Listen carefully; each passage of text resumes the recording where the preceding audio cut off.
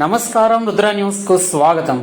SC వర్గీకరణకు వ్యతిరేకంగా మాలల హక్కుల కోసం గర్జించడానికి మాలల సింహగర్జన సభకి జాతీయ మాల మహానాడు రాష్ట్ర ప్రధాన కార్యదర్శి వెన్నెరాజు మరియు హుస్నాబాద్ నియోజకవర్గ కన్వీనర్ ఆరకిషోర్ ఆధ్వర్యంలో నియోజకవర్గ 7 మండలాల నుండి పెద్ద ఎత్తున సుమారు 6,600 మంది మాలలు 35 బస్సులు మరియు ఇతర వాహనాలతో పెరేడ్ గ్రౌండ్ సికింద్రాబాద్లో జరిగే మాలల సింహగర్జన భారీ బహిరంగ సభకు బయలుదేరారు.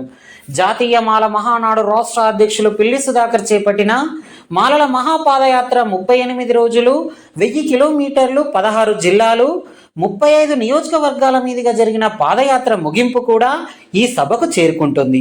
ఈ సందర్భంగా ఈ భారీ బహిరంగ సభలో ప్రముఖులు ఎమ్మెల్యే డాక్టర్ గడ్డం వివేక్తో పాటు ఇతర మాల సామాజిక వర్గ ఎమ్మెల్యేలు, మేధావులు, వక్తలు ఇచ్చిన స్ఫూర్తిని, సందేశాన్ని తీసుకొని మాలల హక్కులకు మరియు భారత రాజ్యాంగానికి ఎక్కడ ప్రమాదం జరిగినా ముందుండి ఇదే స్ఫూర్తితో పోరాడదామని పిలుపునిచ్చారు.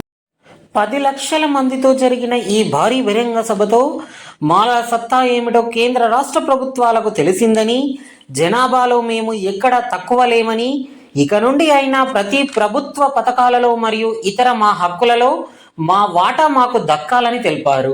ఈ భారీ బహిరంగ సభలో పెద్ద ఎత్తున హాజరైన మాలకుల బాంధవులకు ప్రత్యేక ధన్యవాదాలు తెలుపుతూ అలాగే ఈ భారీ బహిరంగ సభ తరలింపునకు సహకరించిన పెద్దలందరికీ కృతజ్ఞత వందనాలు తెలియజేస్తున్నట్లు తెలిపారు. ఈ సభకు తరలిన వారిలో నియోజకవర్గ మీడియా సెల్ కన్వీనర్ జాల శ్రీనివాస్, వివిధ మండలాల బాధ్యులు, గ్రామాల బాధ్యులు, కుల ప్రముఖులు, మహిళలు, యువత తదితరులు తరలి వెళ్లారు.